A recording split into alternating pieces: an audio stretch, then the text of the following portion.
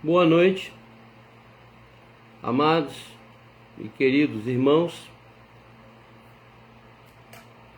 Sejam bem-vindos a mais uma reunião nesse estilo tão especial que nós temos tido nos últimos meses. Espero que todos estejam bem. Nós vamos dar início ao nosso estudo, ao nosso momento de estudo,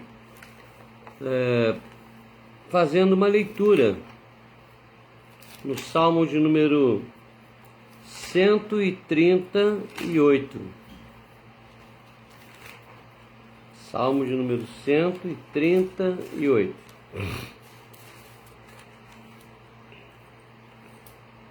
Leremos os versos 4, 5 e 6. Diz assim o texto sagrado: Render-te-ão graças, ó Senhor, todos os reis da terra, quando ouvirem as palavras da tua boca, e cantarão os caminhos do Senhor, pois grande é a glória do Senhor. O Senhor é excelso, contudo, atenta para os humildes, os soberbos, ele os conhece de longe. Grande é a glória do Senhor. O Senhor é excelso, contudo, atenta para os humildes. Nesse momento, com a certeza de que o Senhor está recebendo de nós este culto, este ato de adoração, nós vamos orar, vamos clamar ao Senhor que, como Ele tem feito sempre em nossa vida, em nossas vidas, Ele esteja guiando cada passo desse culto, e que cada ato aqui realizado venha ou tenha sobre si a unção do Senhor. Que nossos corações, que nossas mentes tenham a iluminação necessária dada por Ele para entender o seu projeto para as nossas vidas em todo o tempo, mas especificamente no dia de hoje, através destas considerações que faremos sobre a sua santa e bendita palavra. Nós vamos orar. Senhor, nosso Deus, amado Pai, este é um momento para nós muito especial. Assim como em todo ato cultico,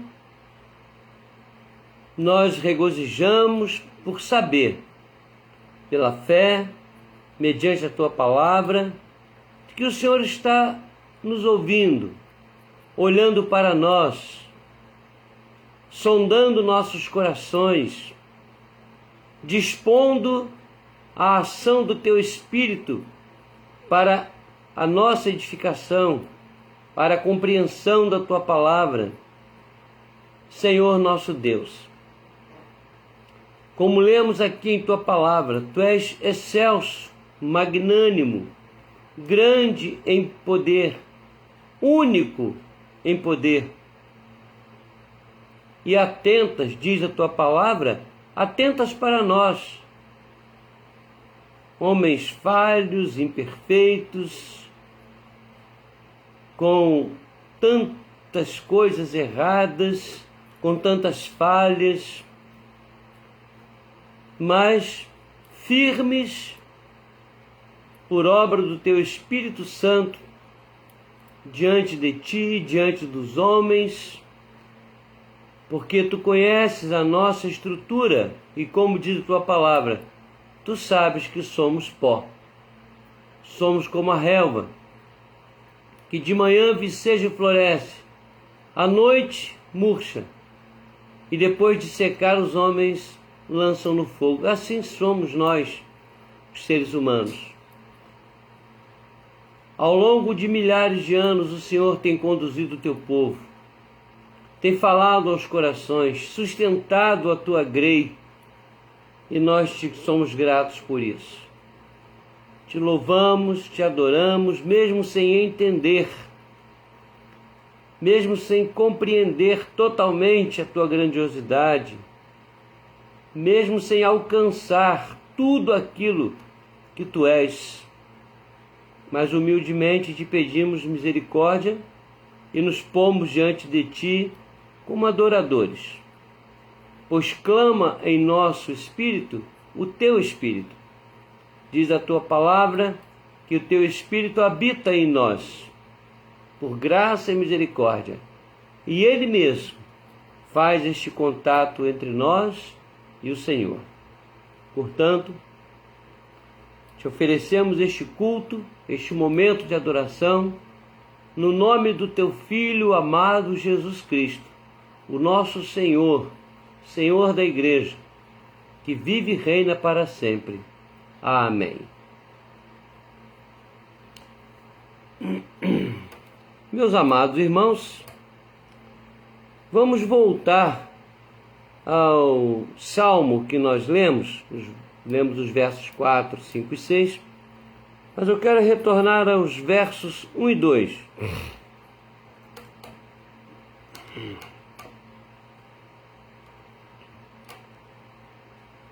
Render-te-ei graças, Senhor, de todo o meu coração.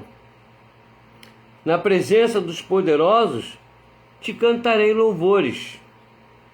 Prostrar-me-ei para o teu santo templo e louvarei o teu nome. Nós temos um hino de número 221, que eu vou reservar para cantá-lo um pouco antes das considerações do estudo. Então você já deve preparar aí para, quem sabe, poder cantar conosco. Será muito bom, né? Estamos recebendo aqui o Gleiber lá de Portugal. Deus o abençoe, meu irmão. Então vamos reservar para antes das considerações do estudo, ok? Eu comentei com a minha esposa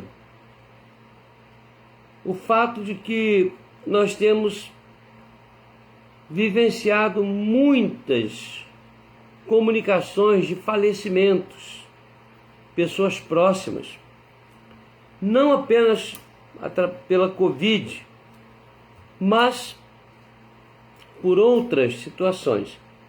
A impressão que nós temos é que o número de mortes por tantas situações parece que aumentou. Talvez fosse importante, né, os órgãos responsáveis fazerem uma pesquisa sobre as pessoas que estão morrendo de outras coisas, para que nós tenhamos uma noção mais clara do que está acontecendo no mundo e no nosso país. Eu quero arriscar aqui uma consideração a respeito disso. Na minha visão, não sei se eu estou correto ou não, nós estamos recebendo não vou dizer juízo, mas vou usar a palavra alerta, um alerta de Deus sobre a vida, sobre o nosso relacionamento com Ele. Eu tenho aqui, ainda no Salmo 138, os versos 7 e 8, que dizem assim: se ando em meio à tribulação, tu me refazes a vida. Estendes a mão contra a ira dos meus inimigos. A tua destra me salva. O que a mim me concerne, o Senhor levará a bom termo. A tua misericórdia, ó Senhor, dura para sempre. Não desampares as obras das tuas mãos. Se ando em meio à tribulação, tu me refazes a vida. Eu tenho aqui algumas situações que eu quero passar para os irmãos. Se porventura você tem aí algum pedido de oração, passe para nós estaremos registrando e ao final do trabalho vamos rever isso, ok? Eu tenho a minha irmã mais velha, a Eliasir, que além de irmã na fé, da igreja de Alcântara, ela é minha irmã na carne também, minha irmã mais velha. Ela está carecendo das nossas orações, ela está sentindo muitas dores, ela está fazendo exames, está aguardando o resultado de uma biópsia também. Ela tem sofrido bastante. Quero também pedir que os irmãos se lembrem do irmão João Batista Damasceno. Eu fiz uma visita a ele, foi uma visita rápida, mas percebi que ele está um pouco amuado, um pouco entristecido. Então eu peço que os irmãos orem a Deus em favor do nosso irmão João Damasceno, ok? Esta semana, o nosso irmão diácono José Luiz foi a Campos para estar com a sua família, pois ele recebeu a notícia do falecimento de seu irmão. Eu quero esclarecer que este irmão do irmão José Luiz não faleceu ontem ou anteontem. Ele já havia falecido há muitos dias atrás, mas por uma questão de logística, de mudança dele para um outro lugar, ele veio a óbito, foi sepultado, mas o José Luiz não ficou sabendo. Ele foi sepultado no dia 8. E o José Luiz subiu com a Léa para ficar com a família. Nós estamos orando por eles, porque de qualquer forma, para o irmão José Luiz, o irmão dele, ele perdeu o seu irmão recentemente, né? Vamos orar pelo José Luiz e a família toda, ok? Também recebi a informação do falecimento do presbítero Marinho. Até onde eu soube, ele era presbítero, membro da igreja de Rio do Ouro. Não sei se ele mudou de igreja, porque é um bom tempo que eu não o via, mas uma pessoa que eu estimava muito, ajudou a fundar o trabalho lá naquela região das Sete Cruzes, onde o pastor Gessé está trabalhando. O trabalho ali teve a mão dele, humanamente falando, né? Era um bom amigo. Então vamos orar em favor da família e da igreja. O nosso irmão reverendo Marcos Severo, né, perdeu a sua filha, nova ainda.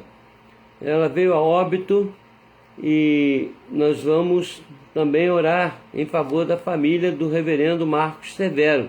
O nome da sua filha era Marta, chamávamos de Martinha, né? Também lá em Jaú, São Paulo, veio a óbito o doutor Itamar, um médico muito querido na cidade, membro da igreja presbiteriana, muito querido, muito estimado pela cidade toda. A cidade toda está comovida. Era um lutador em prol da saúde das pessoas com Covid, inclusive. Então vamos orar pela família do doutor Itamar, nosso irmão da igreja presbiteriana de Jaú. Foi uma grande perda para a cidade, para a família, para todos nós, para a igreja, né? O reverendo Márcio, da Vila Brasilândia, da Igreja Presbiteriana de Vila Brasilândia. Nós temos Brasilândia aqui em São Gonçalo, mas não é aqui, é em São Paulo. Lamentavelmente, a sua esposa veio a óbito, parece-me que foi ontem ou hoje, não confirmei. Ela infartou, nova ainda, né? Ela infartou. O nome dela é Marta, coincidentemente, né? Como a filha do reverendo Marcos Severo. Então, ambas as Martas foram recolhidas à glória pelo Senhor. Como eu disse aos irmãos, eu não tenho aqui em mãos um outro pedido de oração. Estes eu tenho anotado aqui, tenho orado por eles. Temos orado constantemente pelos pastores Cleander e Cairo Miron, né? Então nós vamos orar por essas pessoas e eu quero repetir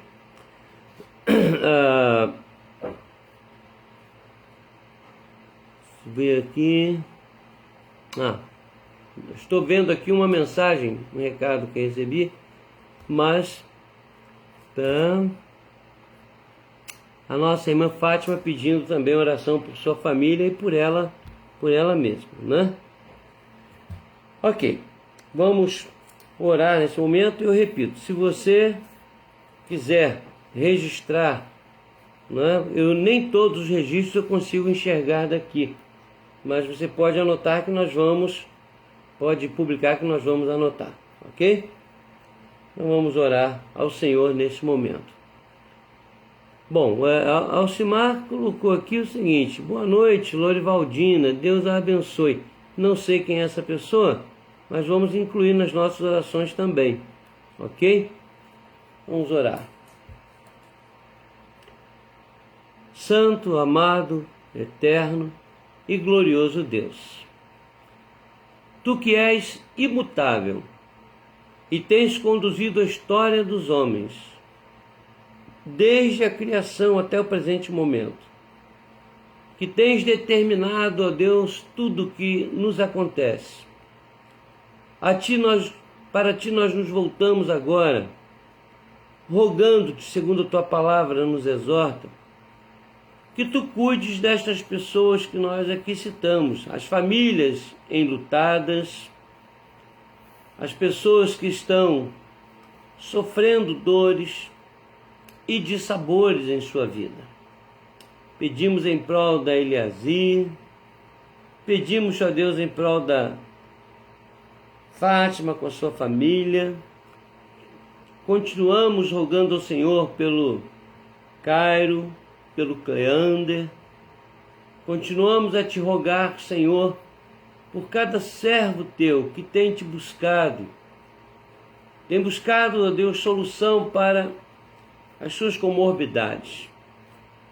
Nós vemos na Tua palavra que o Senhor teve piedade dos enfermos, curou muita gente. Tua palavra registra isso, que uma das ações mais impactantes do ministério de Jesus foi justamente curar os enfermos, cegos, coxos, aleijados, enfermidades dos mais variados tipos, incluindo até, ó Deus, a ressurreição de pessoas cujo espírito já havia deixado esse corpo. Pai amado, para Ti não há limite. Para o Senhor não há possíveis ou impossíveis.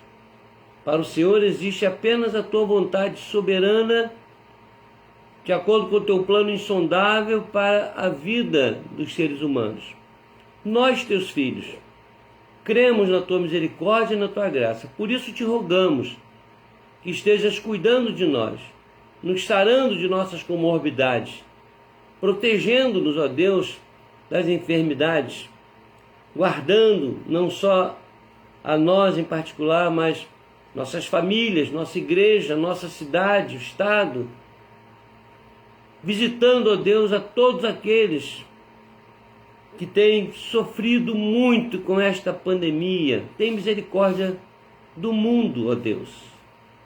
Tens misericórdia, nós te rogamos, tem misericórdia da tua criação.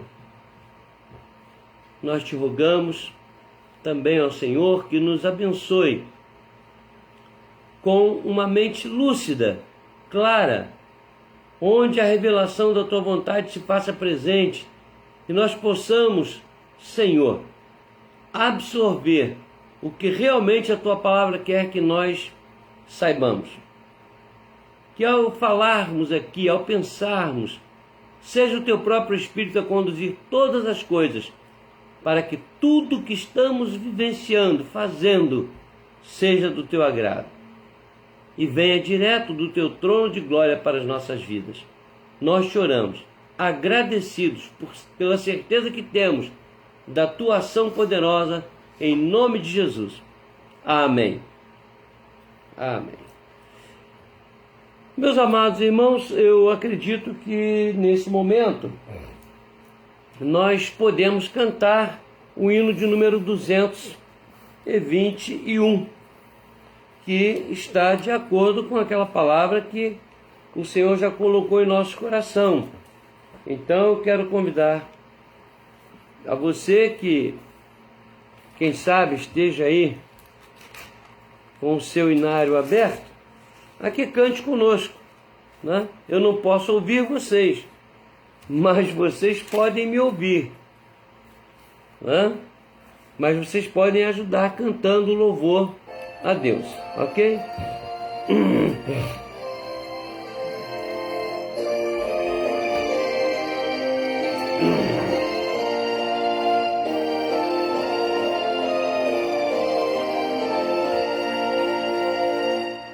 Ser um vaso de bênção e um vaso de Deus, as novas levar aos cativos, com as novas que vêm lá do céu.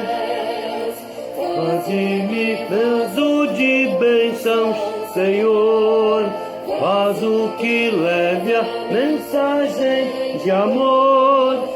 Eis-me submisso ao teu serviço, eu me consagro, bendito Senhor.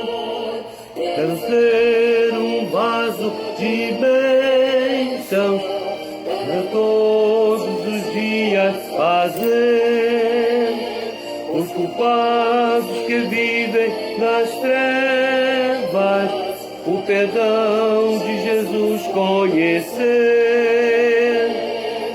Faze-me vaso de bênção, Senhor, vaso que leve a mensagem de amor. Eis-me submisso e ao teu serviço eu me consagro, bendito Senhor. Quero ser um vaso de bênção, sim, um vaso de bênção sem par, anunciando que os crentes em Cristo, jubilosos nos céus hão de entrar. Faze-me vaso de bênção, Senhor, vaso que leve a mensagem de amor. Eis-me submisso e ao teu serviço eu me consagro, bendito Senhor.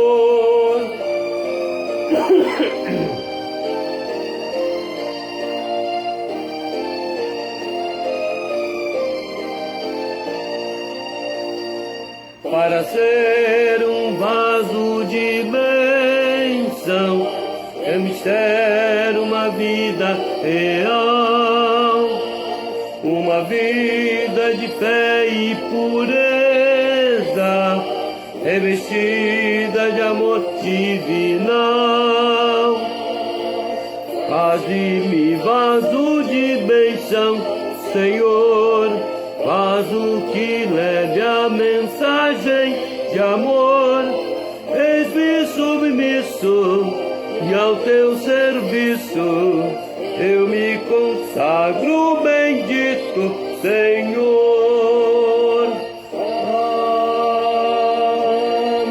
Amém. Amém. Que esse cântico, que este hino, possa revelar um desejo real em nossa vida. Antes de começarmos aqui o estudo, eu estava lendo o texto quando o profeta desce na casa do oleiro. Não foi de propósito, não. Eu estava fazendo minha leitura devocional. Eu estava fazendo uma leitura, não era com respeito ao estudo, não. Lendo a Bíblia. E eu me lembrei disso agora. Quero ser um vaso de bênção. E eu me lembrei que a palavra veio ao profeta e disse assim: desce à casa do oleiro. O oleiro estava fazendo um vaso, o vaso se desmanchou na mão dele, ele fez um outro vaso. Então veio a palavra do Senhor ao profeta e disse assim: viu o que aconteceu com o vaso? Eu também posso fazer a mesma coisa com você. Eu posso fazer a mesma coisa, eu posso fazer um vaso novo. E agora eu me lembrei disso, eu não estava pensando nisso. Como Deus é bom, me deu aquele texto para eu ler devocionalmente. E eu já tinha escolhido o hino 221, mas não atinei com esse fato, né? Agora eu estou aqui agradecendo a Deus por essa ação maravilhosa dele na minha vida. Queremos ser um vaso de bênção? Vamos nos colocar nas mãos de Deus para que Ele nos faça sempre vaso novo, não é? Que bom essa palavra do Senhor. Bom, eu quero convidar os irmãos a que nos voltemos para o livro, para a carta de Paulo aos Efésios. Nós temos considerado aqui, não é, os caminhos da igreja. Como é que está andando a igreja hoje? Como a igreja está andando? Eu assisti essa semana uma palestra de um padre. Essa palestra desse padre eu assisti porque os meus colegas do grupo de reverendos do Brasil, reverendos presbiterianos, eles mandaram para mim um padre que denuncia tudo que está acontecendo de errado no país. E ele faz uma palestra brilhante sobre a famosa teologia da libertação, em que muita gente não entende. Muitos cristãos evangélicos embarcaram nessa, mas a teologia da libertação, segundo ele disse, não é uma teologia da Igreja Católica, e não é mesmo. Foi, na verdade, um ponto de vista, uma ideologia ele falando, né, dos esquerdistas, dos comunistas infiltrados. Ele fala sobre tudo isso, e inclusive na Igreja Católica e também nas igrejas evangélicas. E ele falando sobre a teologia da libertação, e ele falou também sobre a Rede Globo, e ele não deixou por menos, ele revelou coisas, fez denúncias sobre a Rede Globo, que eu fico pensando, nós os evangélicos deveríamos colocar também diante das mídias, diante do público, aquilo que nós achamos e entendemos sobre essas coisas todas. E ele falou sobre o grande prejuízo moral, né, que as mídias tendenciosas provocam nas famílias. Falou muita coisa sobre tudo que tem acontecido. E quanto à teologia da libertação, ele enfatizou o fato de que a teologia da libertação, como filosofia, seria uma revolta, né, encaminhada por lideranças até esquerdistas, uma revolta contra as instituições, governo, família, sociedade em geral, igrejas, principalmente as igrejas reformadas e as igrejas tradicionais, as igrejas conservadoras, porque a Igreja Católica tem um grupo muito grande de gente, líderes e fiéis, que são conservadores. Eles dizem não à ideologia de gênero, dizem não ao aborto, dizem não, né, a movimentos os mais variados, todos contra a nossa ética cristã. E eu fiquei pensando, por que as igrejas evangélicas não se unem para denunciar tudo isso também? De qualquer maneira, eu bati palma para o padre lá, não bato palma para as ideologias que venham a ser contrárias à palavra de Deus, em termos de conceitos doutrinários, mas não é por isso que nós vamos agora rejeitar perdão, essa palavra da verdade. Inclusive um pastor disse assim, considerando, é a pedra clamando. Não chego a dizer isso, mas realmente nós estamos numa situação tão caótica de imoralidade e licenciosidade, que até grupos religiosos que declaradamente não são evangélicos reformados também estão se colocando contra tudo isso. Eu estou falando isso porque a nossa consideração agora, hoje, será sobre Efésios capítulo 4, o verso 17 em diante. Nós já falamos até o verso 16, até o capítulo 5, verso 2. E Paulo vai bater exatamente nessa tecla. E eu quero então convidar você, meu irmão, você, minha irmã, a considerar conosco essa matéria. A igreja está andando de acordo com a orientação de Deus? Dentro disto que nós vamos ler aqui, dentro disto que o apóstolo fala aos Efésios, que estava acontecendo lá, será que está acontecendo hoje também?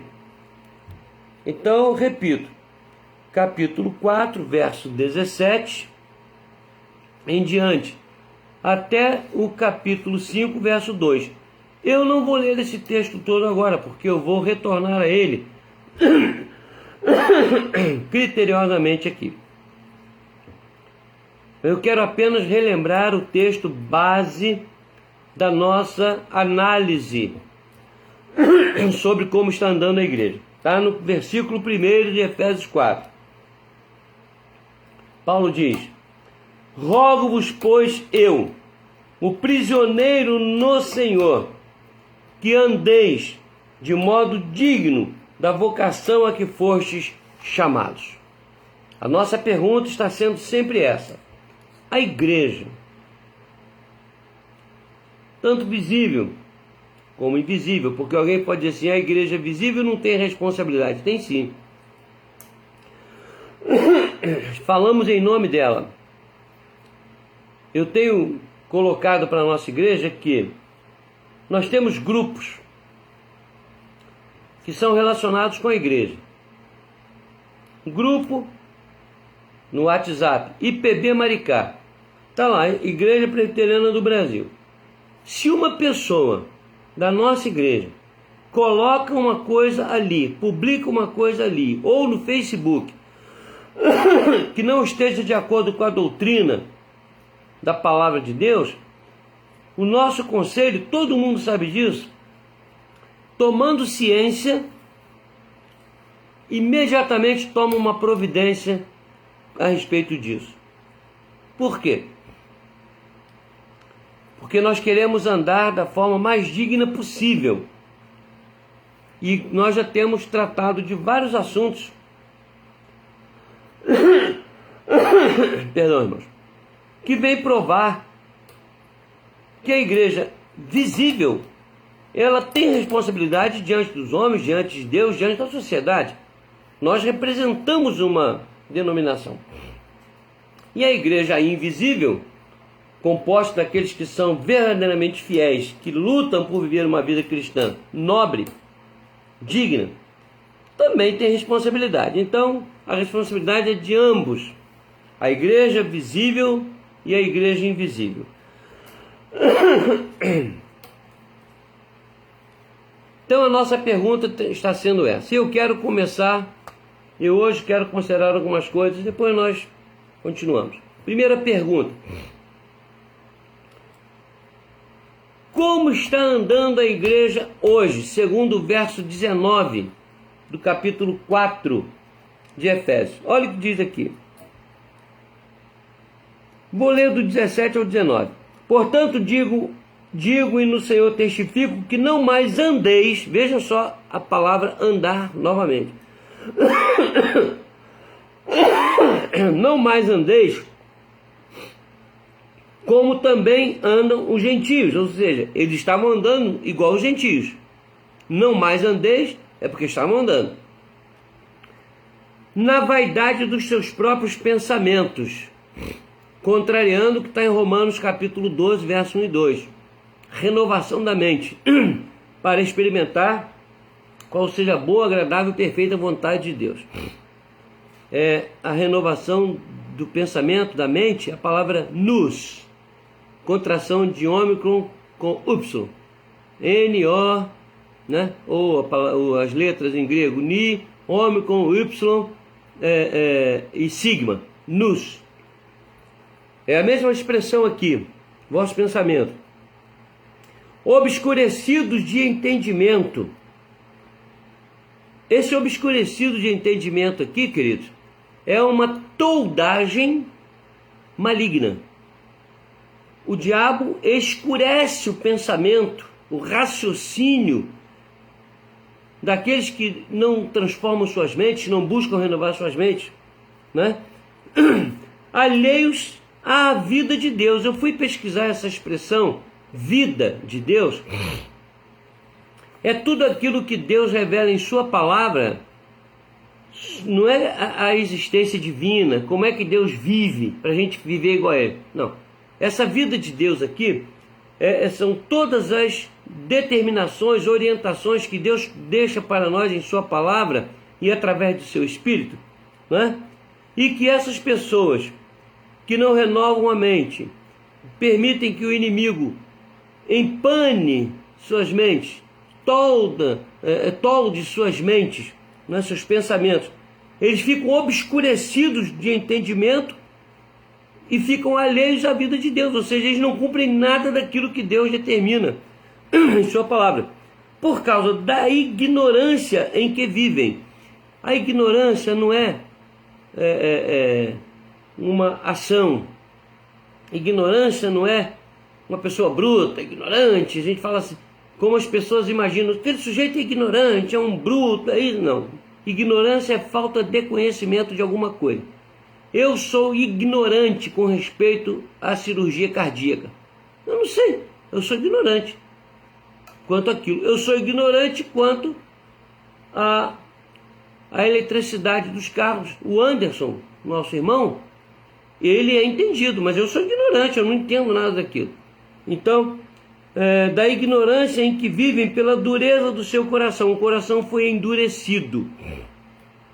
Aí vem o verso 19 que eu quero destacar.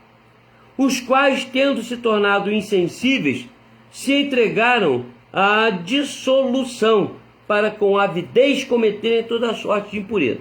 Ok, agora quero retornar. Como está andando a igreja hoje? Está andando em dissolução ou não? A palavra dissolução me lembra uma expressão de Confúcio, que ele fala sobre a dissolução, mas num outro sentido. Ele diz: a dissolução é inerente a tudo que é composto. Desenvolvei cada um de vós a vossa própria salvação. Ele disse isso antes de morrer aos seus discípulos. Confúcio. Não é essa dissolução que é conhecida pelos químicos, que tem a conotação de dissolver. não é dissolução de um elemento, não é dissolução de uma substância. Essa palavra aqui em grego é a palavra deixa eu me lembrar aqui, aseugeia. Aseugeia é a palavra grega para dissolução. Essa palavra ela tem a seguinte conotação: significa licenciosidade, deboche, sensualidade, pecados sexuais. Ela aparece lá em Romanos capítulo 1 também. Então essa dissolução aqui não é dissolver uma substância. Não é separação de substância. Não é nada disso. Aqui a palavra aseugeia significa licenciosidade, deboche, sensualidade, pecados sexuais que estavam acontecendo no meio da igreja, entre os cristãos. Assim como Paulo denuncia em 1 Coríntios, como ele denuncia em outras oportunidades. Tudo porque a palavra tem um conceito também de juízo divino, mais ou menos assim. Não é que a pessoa entra em dissolução, entra em licenciosidade, entra em deboche, sensualidade, nada disso, pecados sexuais, antes, para depois Deus exercer seu juízo. O juízo de Deus exercido aqui é o seguinte: a pessoa não quer ouvir a voz, a palavra, a pessoa se afasta, não quer entender as coisas de Deus, como eu disse, não renova o pensamento. Aí o que Deus faz? Entrega essa pessoa à sua própria razão, que é pecaminosa. Aí ele começa a viver dessa maneira. É uma consequência, a dissolução é uma consequência do abandono da busca de Deus. O abandono da busca pela imitação da vida de Deus. Viver como Deus determinou. Quando isso começa a acontecer, é porque Deus já abandonou essa pessoa. É como se ele virasse as costas para essa pessoa. E aí essa pessoa fica entregue, como lá em Sodoma e Gomorra, a todo tipo de licenciosidade, a todo tipo de pecados, principalmente sexuais, licenciosidade, sensualidade, deboche. Foi o que aconteceu no carnaval do ano de 2019. Aquilo foi uma coisa horrível. Significa que todos aqueles e todas as pessoas que entram nessa linha de deboche, licenciosidade, sensualidade, carnalidade, práticas sexuais ilícitas, essa gente, Deus virou as costas para essa gente. Por isso que eles estão assim. Eles rejeitaram a palavra de Deus, rejeitaram a ação do Espírito Santo, rejeitaram a possibilidade da renovação da sua mente para poderem viver a vida de Deus, né?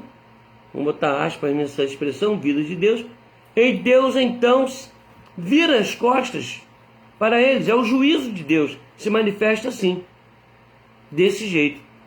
E o que Paulo está dizendo aos Efésios é que eles não podem viver, deveriam evitar viver sem entendimento. Caso contrário, eles iriam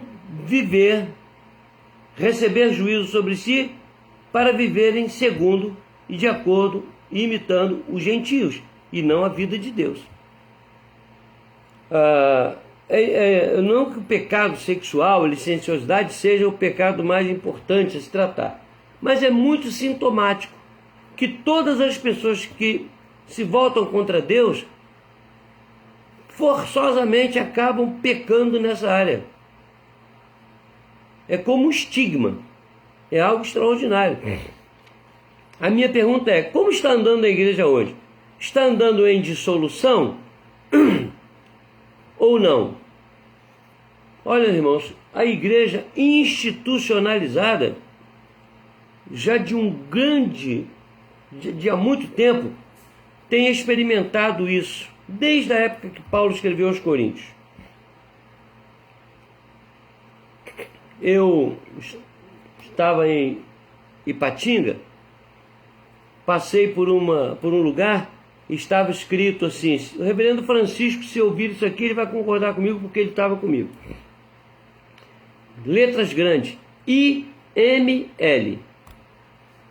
Aí eu virei-me para o pastor Francisco e disse assim: reverendo Francisco, eu estava recente na cidade, interessante, o IML daqui é enorme, era muito grande.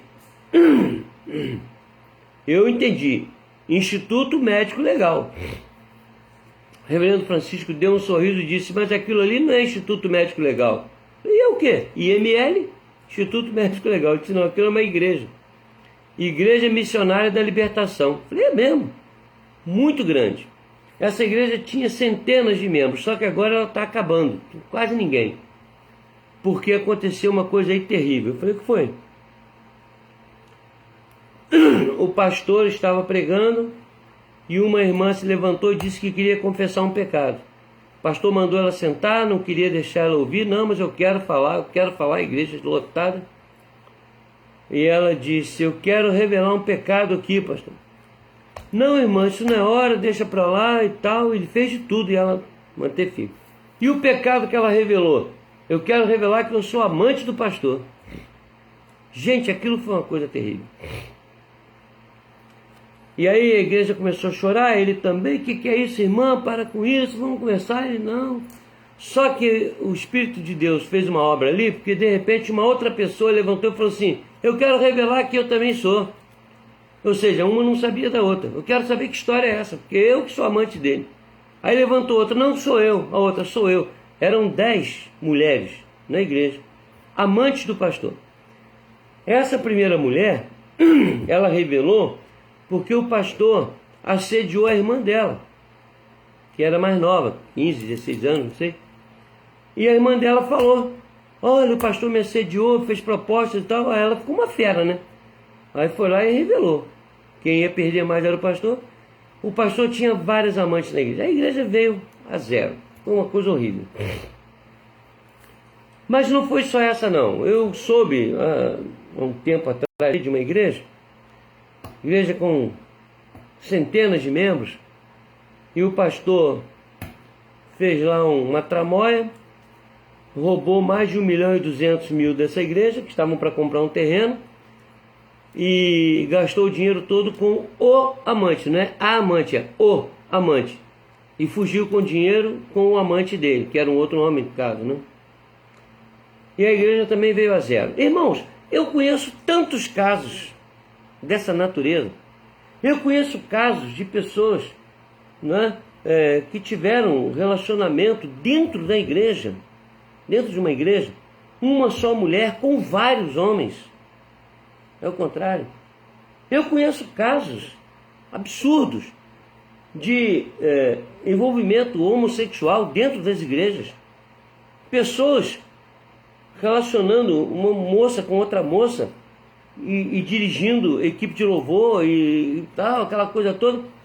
Eu conheço tantas coisas, lamentavelmente eu não posso deixar de citar essas coisas porque nós não somos perfeitos, mas a minha pergunta continua: isso é o quê? Isso é seguir a vida de Deus? Imitar a vida de Deus? Ou é dissolução? Então, irmãos, não vamos nos enganar. Hoje eu li também uma reportagem sobre a morte de uma pessoa que se intitulava apóstolo. Eu não vou citar o nome, não. Então, morreu esse tal apóstolo, porque ele teve uma comorbidade e escapou da comorbidade. Há uns meses atrás aí, escapou daquilo, quase morreu, escapou. Só que a Covid pegou ele agora e ele morreu. Então a comunidade dele, exaltando, dizendo que ele era o general de Deus, que ele era o apóstolo, pai espiritual de todo mundo, e vários títulos. A mulher dele é apóstola. 2 títulos absurdos que não existem, né?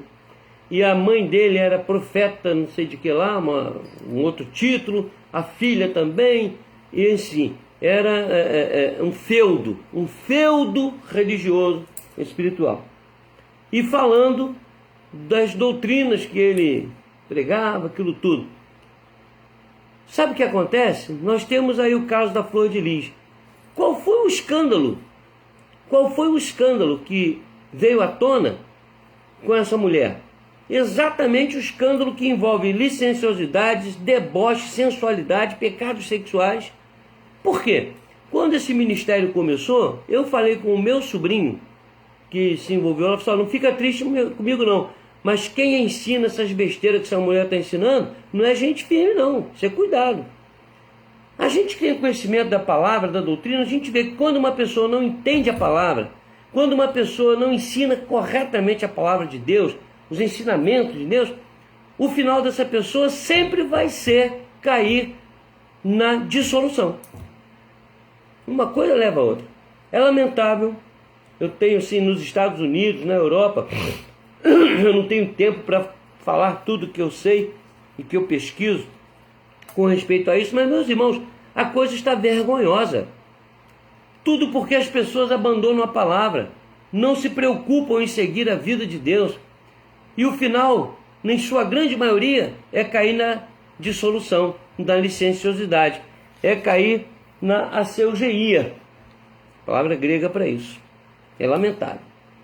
Mas nós temos que nos firmar, nós que entendemos que somos servos de Deus, precisamos mostrar justamente o contrário. Mostrar que estamos firmes na palavra, mostrar que estamos buscando viver a vida de Deus, não caindo na dissolução. É o que Paulo está falando com os Efésios. Mas ele continua.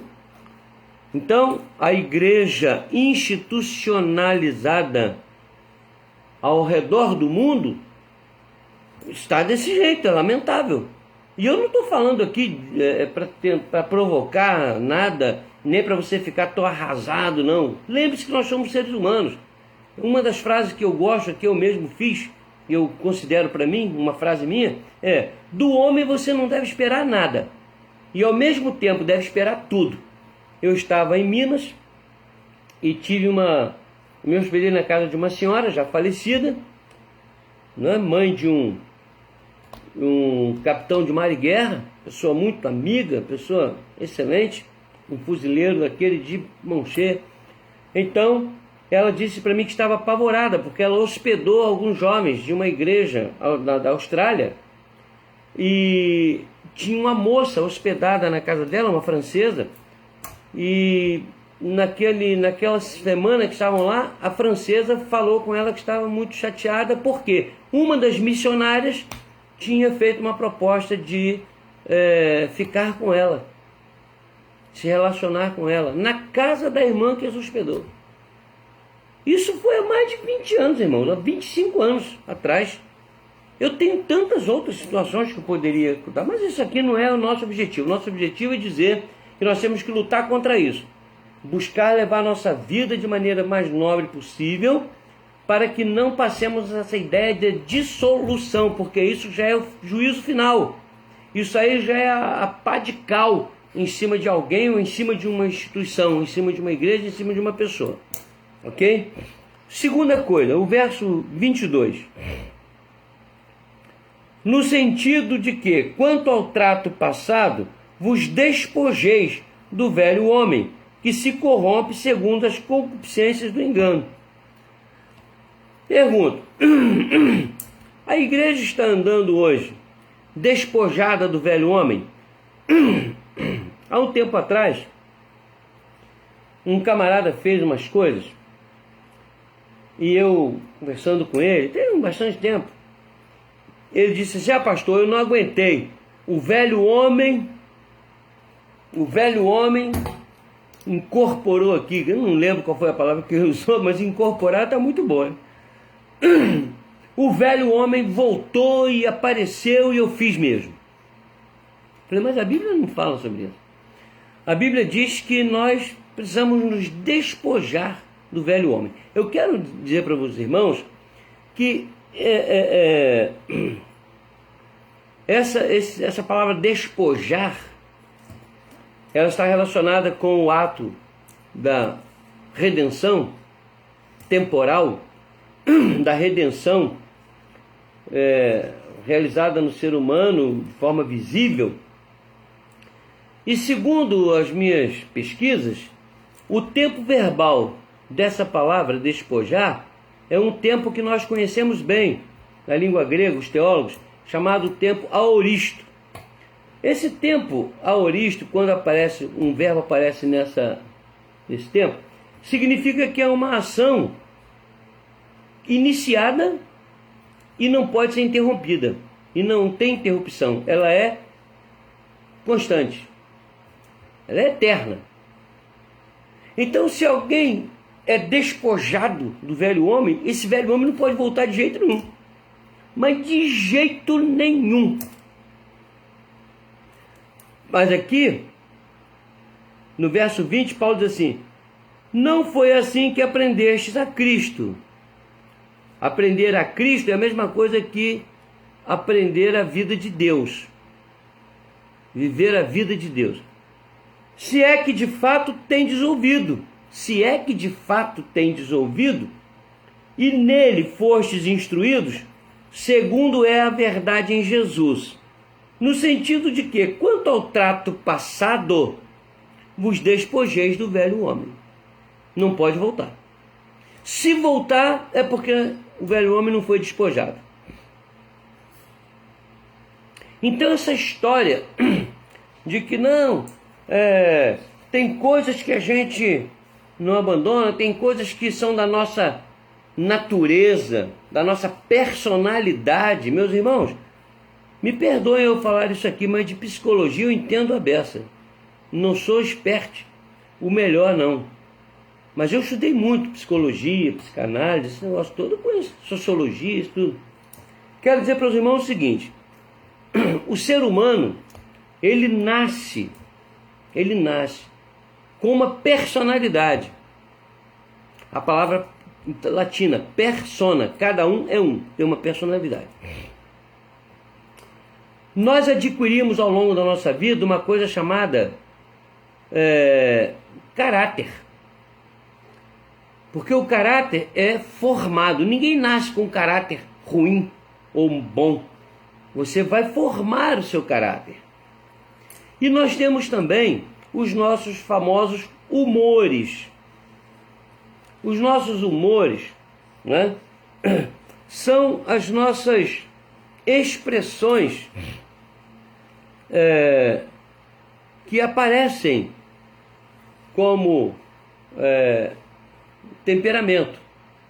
Temperamento fleumático, temperamento sanguíneo, temperamento colérico, temperamento, esqueci o outro, melancólico.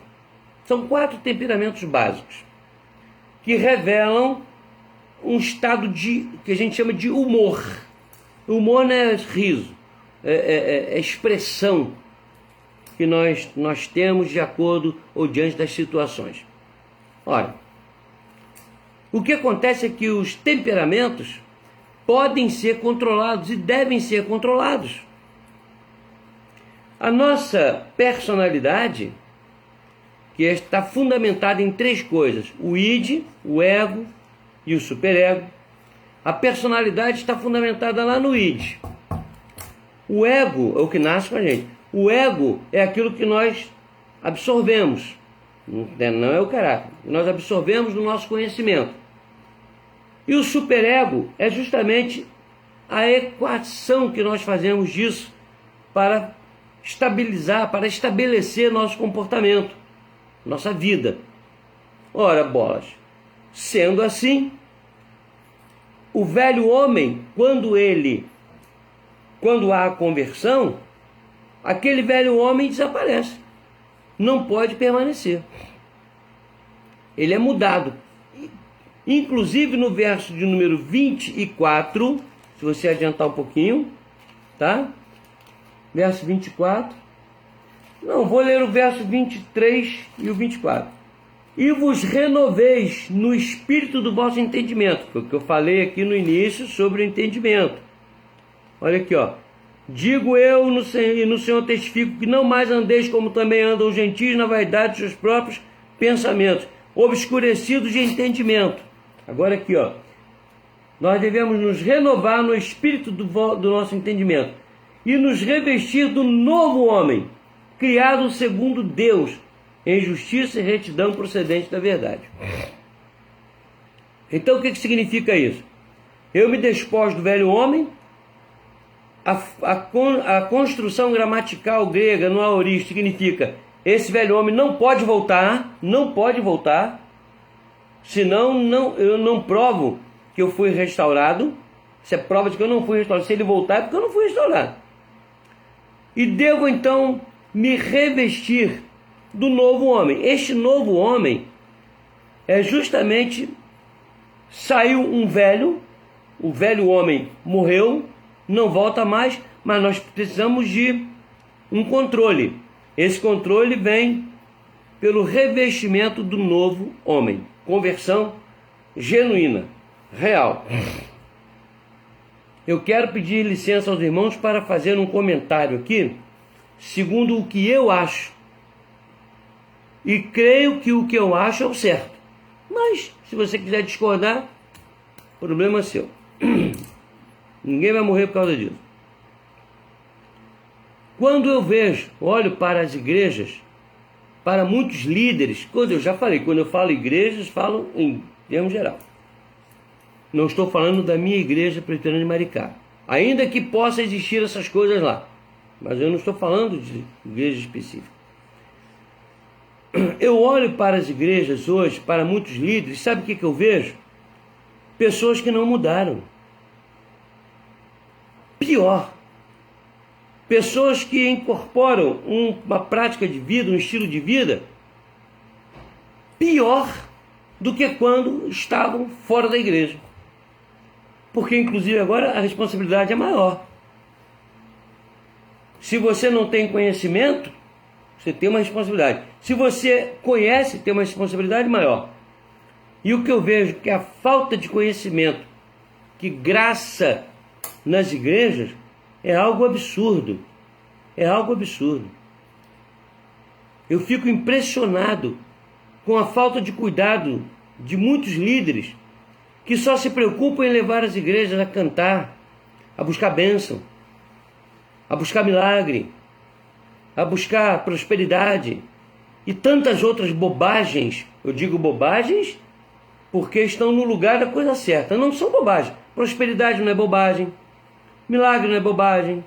Nada disso é bobagem. Eu digo bobagem quando isso se transforma no carro-chefe dessas igrejas.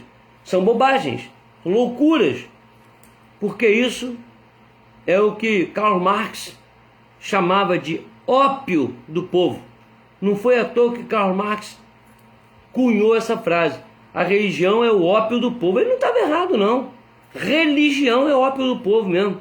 A religião errada, a religião maldosa, a religião tendenciosa, a religião com as teologias esdrúxulas, como a da libertação e outras, é um ópio do povo. O povo fica ali naquela catarse, fica naquela ação de enlevo, esquece dos problemas e dá o dinheiro todo, dá a casa, dá o carro, no dia seguinte está do mesmo jeito.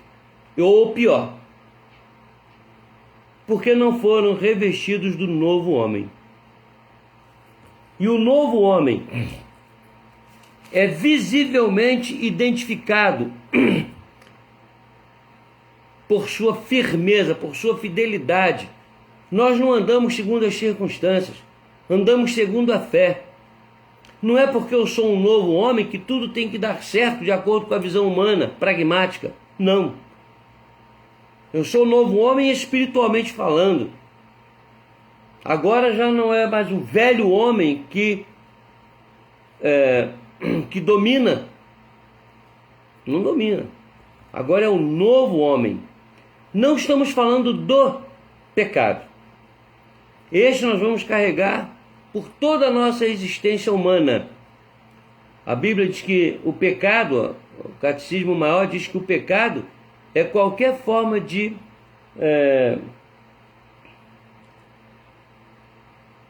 1 perdão, eu esqueci a frase completa, de conformidade, qualquer falta de conformidade com a lei de Deus.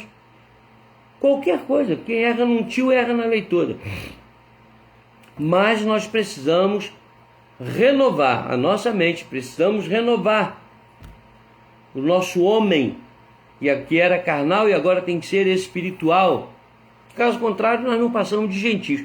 E o que eu tenho visto nos dias atuais é que há muitas igrejas que se dizem evangélicas, muitas igrejas que se mostram como igreja do Senhor Jesus, que na verdade são igrejas que vivem em dissolução, onde o velho homem se revela a cada instante, inclusive nos líderes, pastores, líderes em geral, onde nós vemos pouca renovação real, espiritual, porque a renovação espiritual traz em si renovação moral, renovação familiar, renovação em todos os sentidos, social, uma renovação que não muda apenas a você ou a mim, muda o que está ao redor.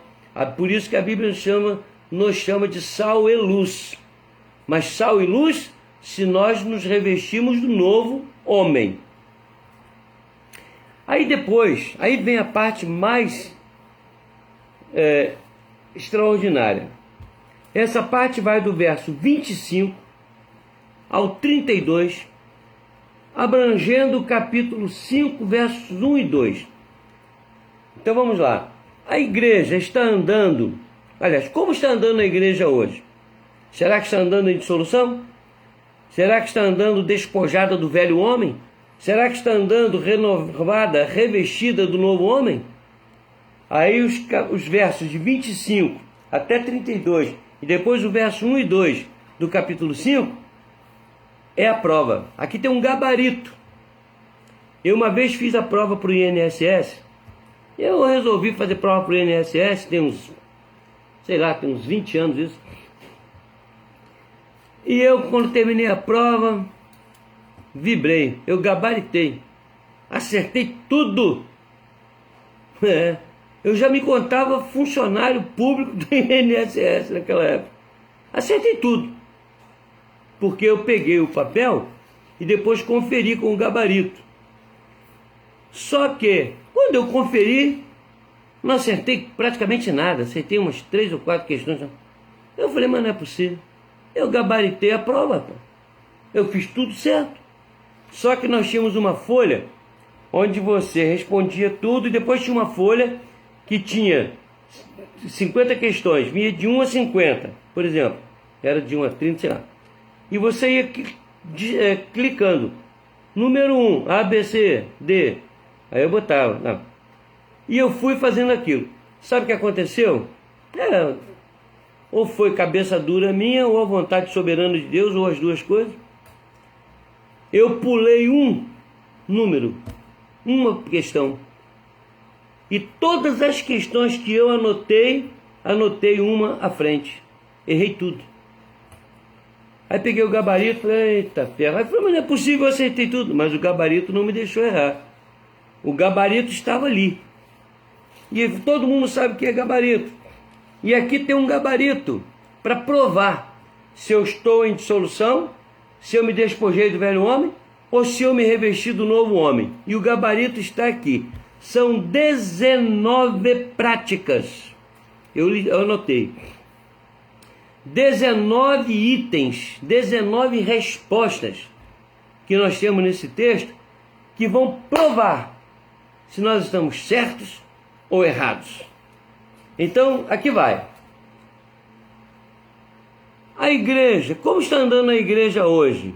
A igreja hoje está provando a renovação, o despojar do velho homem com a prática? Qual é a prática? Então vamos lá, 19 práticas.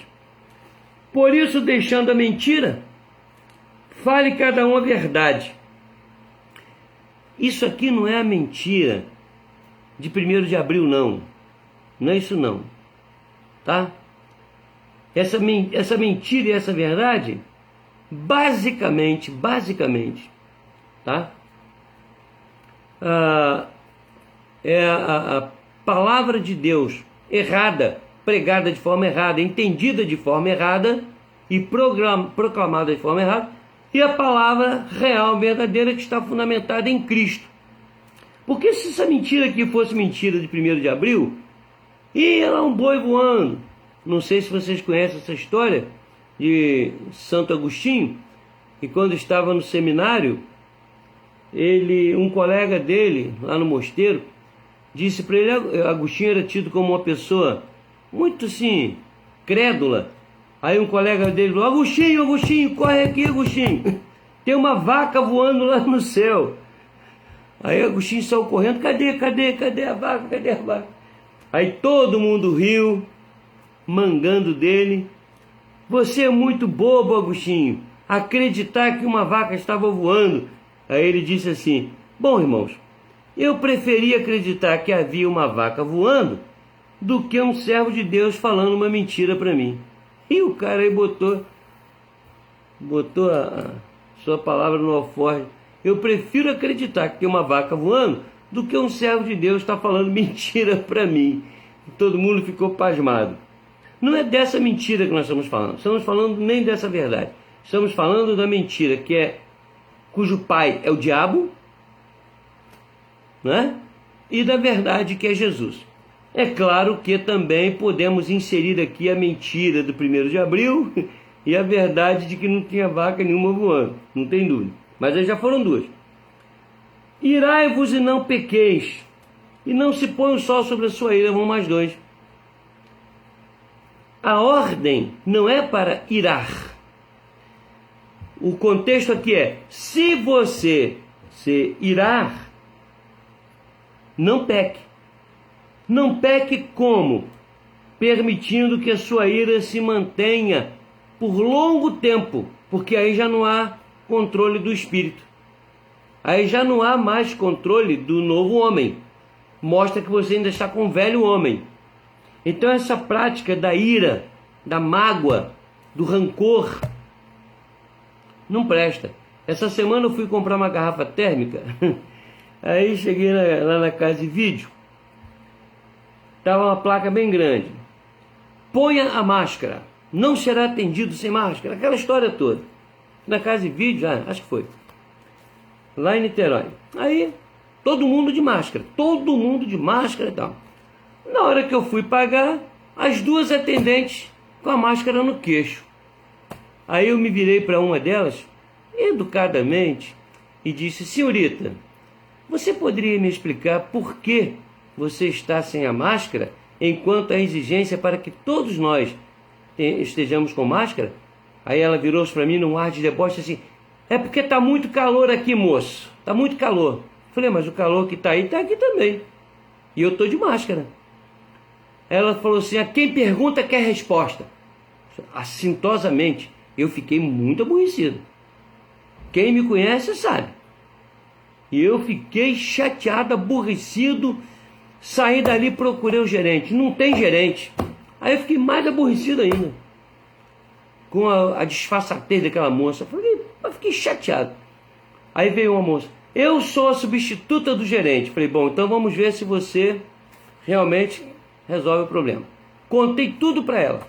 As pessoas que estavam do lado me aplaudiram. E confirmaram comigo. Algumas pessoas viram, acharam absurdo aquele negócio todo. Aí eu falei, bom, senhorita, eu estou lhe contando isso para tirar do meu coração a raiva que eu fiquei dessa moça. Eu já perdoei. Não vou embora com raiva, não. E nem estou irado. Minha ira já passou. Porque eu sei que meu pai me ensinou uma coisa, cada um dá o que tem. Mas a sua função como substituta de gerente é ir lá, chamar a atenção e tomar as atitudes necessárias. Agora eu não vou ficar aqui para ver não, porque a minha raiva já passou. A raiva agora é sua. Se você tiver que ficar com raiva, ficar aborrecida com ela, problema seu.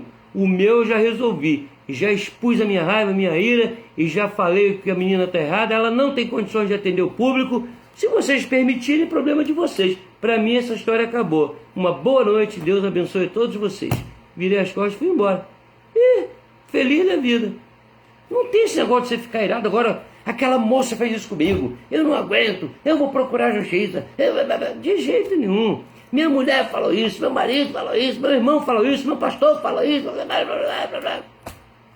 Que absurdo. Isso já aconteceu comigo, com uma pessoa que uma vez ficou chateada comigo sem eu saber porquê. Eu desconfiei, fui perguntar. Não é porque eu pedi para o senhor me ajudar a carregar um banco na igreja, o senhor nem olhou para mim. Falei, na madrugada passada, irmã, eu lavei a igreja todinha, o banheiro, limpei tudo, eu e o presbítero aqui de madrugada, porque ninguém tinha limpado, ia ter o culto. A senhora acha que depois de fazer isso, eu ia me negar a ajudar a senhora a carregar um banco? Eu não devo ter ouvido, irmã. Se eu não ouvi, como é que eu ia te atender? Eu jamais faria isso. Ah, o senhor me perdoe, mas eu estava muito chateada com o senhor. Falei, há quanto tempo? Tem 3 semanas. Falei, bom, problema seu. Você ficou irada, aborrecida, chateada. A responsabilidade sua, eu não tenho nada a ver com isso. Eu estou tranquilo. Você agora está em paz? Agora eu estou em paz. Então tá bom. Só faz mal a você. Só faz mal a você. Depois, o verso 27 fala assim, não deis lugar ao diabo. Permanecer com a ira, aborrecido, tá? É dar lugar ao diabo. Depois, aquele que furtava, não furte mais. Antes, trabalhe, fazendo com as próprias mãos o que é bom, para que tenha com que acudir o necessitado. Com certeza, Paulo estava sabendo de alguém que lançava a mão do alheio, alguém que enganava o patrão, enganava aquele que o contratava para fazer alguma coisa. Porque você tem que entender que roubar não é só pegar o dinheiro do outro, ou o objeto do outro. Tem gente que rouba o tempo. Rouba o tempo. Eu esqueci o nome do cara. Thomas Alva Edison. Se não me falha a memória, foi ele. Se não for, depois eu vou me capitular com vocês. Mas parece que foi ele, que tinha uma livraria. Parece que foi ele sim, tinha uma livraria. Aí chegou um camarada lá, pegou um livro, começou a folhear, né? Olhando. Quanto custa esse livro, cara? Aí ele falou assim, $5. Nossa, mas é muito caro e tal. Você... Tá bom, deixa eu ver. Aí olhou. Acho que eu vou levar. $5? Ele falou assim, não, é 10. Mas o senhor falou que era $5. Então, mas você... Quanto tempo você ficou folheando ele aí, né? E usando o meu tempo aqui, observando e tal. Então aumentou, agora é $10. Não, mas não é possível e tal. E olhou. Depois, como o cara precisava do livro, que era um livro técnico, eu vou levar. Toma aqui os $10. Eu falei assim, não é 10 não, são 15. Mas $15? Meu amigo, o senhor me roubou minha atenção, roubou meu tempo, quer ficar por isso mesmo? De jeito nenhum. Aqui não é assim não. Se a moda pega, hein? Se a moda pega. Mas é verdade, tem gente que, como diz aí na gíria, aluga a gente. Isso é roubar nosso tempo. Pessoas que roubam nossa atenção. Você quer ver uma coisa onde muita gente rouba e não se atina com isso? Eu comprei 100 revistas da escola dominical. Tem uma outra leva lá comprada com 120 revistas. Aí você pega a revista da escola dominical e não lê, não estuda durante a semana. Você roubou. Roubou o dinheiro da igreja.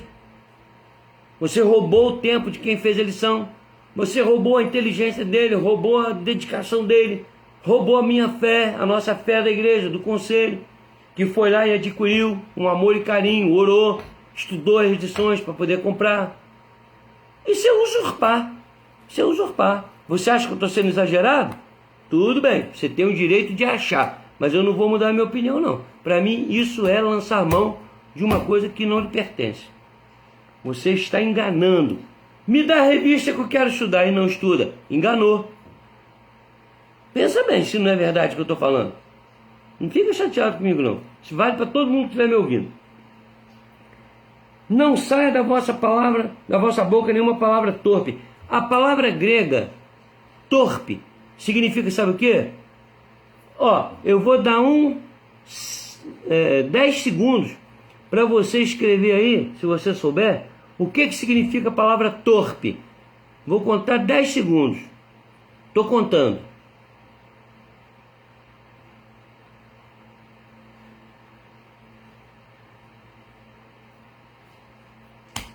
10 segundos já passaram, ninguém botou nada aqui. Então eu vou dizer: torpe significa podre, mal cheiroso, entre outras coisas.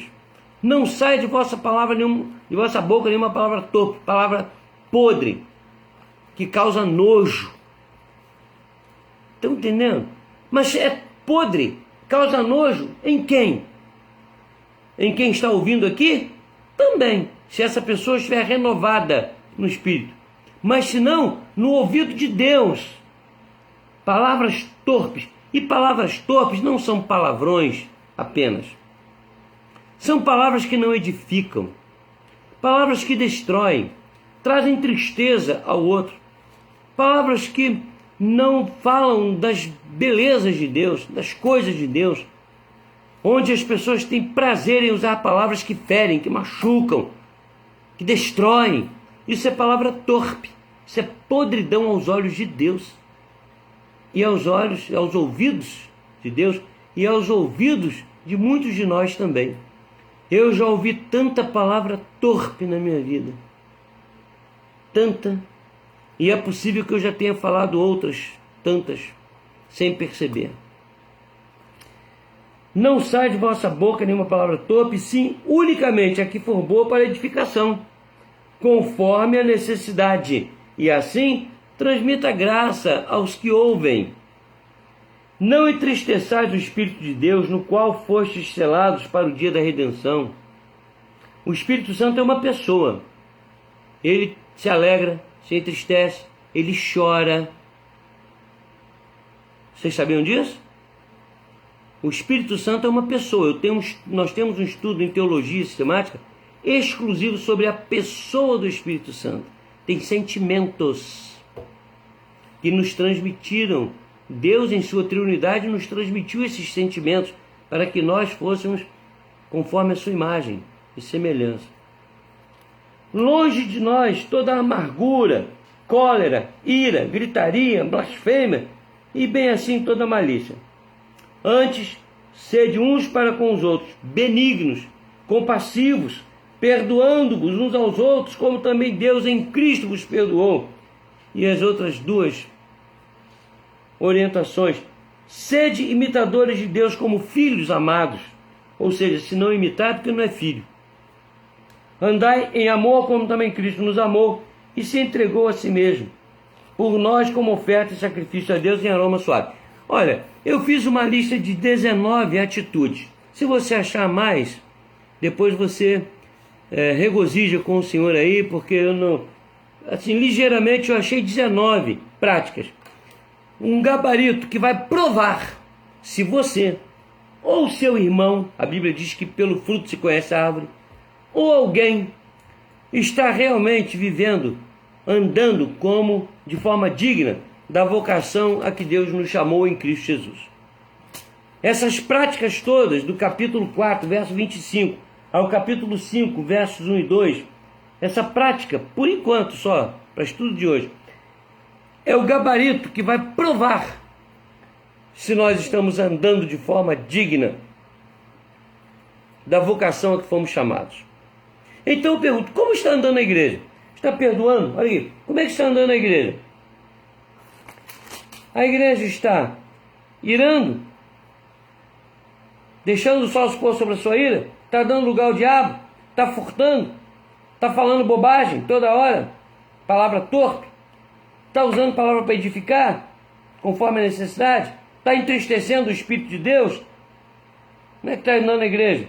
Com amargura, com cólera, com ira, gritaria, blasfêmia, malícia? Como é que a igreja está andando? Não se esqueça que igreja é você. Igreja sou eu. E para provar que eu sou igreja e que estou andando de acordo com a vocação a que eu fui chamado, essa listinha aí, ó, depois lê com calma aí na sua casa, com a sua família. Essa listinha que eu dei aí do capítulo 25, do versículo 25 do capítulo 4 de Efésios, até o verso 1 e 2 do capítulo 5, é a lista que vai provar, é o gabarito que vai dizer quem é quem. Que você pode observar na sua própria vida ou pode olhar para o lado e ver se tem alguém andando assim ou não. E eu repito, irmãos, lamentavelmente, a Igreja do Senhor Jesus, na atualidade, em muitos segmentos, não está andando de acordo, não está andando de forma digna, pela qual nós fomos chamados. Eu quero repetir. Paulo, que o próprio Espírito Santo coloca em sua boca isso aqui, e na sua pena também. Rogo-vos, pois, eu, o prisioneiro no Senhor, que andeis de modo digno da vocação a que fostes chamados. Que Deus nos abençoe para que nós leamos a palavra, considerando essas coisas, analisando nossa vida, pesquisando, buscando crescer, melhorar cada vez mais, para sermos legítimos representantes da Igreja de Cristo, como corpo dele, que nós devemos ser. Entenderam, irmãos? E esse esforço tem que ser feito debaixo da submissão ao Espírito Santo, e não se consegue isso sem leitura da palavra, sem meditação e sem esforço para viver de forma digna. Se porventura alguém que está me ouvindo sentir que o Espírito Santo está lhe dizendo que há alguma falha em alguma área de sua vida, muda, abandona o velho homem. Revistamo-nos do novo homem. Caso contrário, não veremos o Senhor. Que Deus assim nos abençoe, nos permita viver uma vida cada vez mais digna diante do Senhor com a ajuda do Espírito Santo. Amém, queridos? Deus os abençoe. Eu quero dizer o seguinte, eu não tenho aqui nenhum registro de pedido de oração que tenha vindo depois que eu falei. Ok?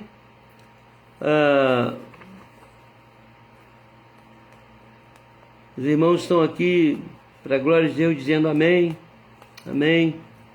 Eu digo também, amém. Então, se alguém tem alguma palavra de pedido de oração, alguma coisa, pode passar aí que nós vamos anotar. Eu quero lembrar aos irmãos que no domingo pela manhã, às 9 horas, teremos a nossa escola dominical. O pastor estará pregando, né, naquela reflexão da parte da manhã. À noite nós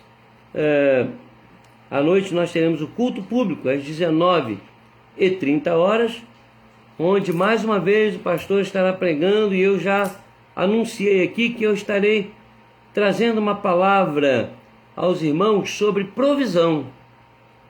Deus já colocou isso no meu coração. Falaremos sobre provisão, né? E eu tenho certeza que será um momento muito especial para a nossa vida, quando nós vamos considerar sobre isso, a provisão do Senhor. Ok? Muito bem. Então, eu não tenho aqui nenhum pedido de oração que eu tenha visto. É só um instante, irmãos. Tem algum pedido? Não, né? Ok.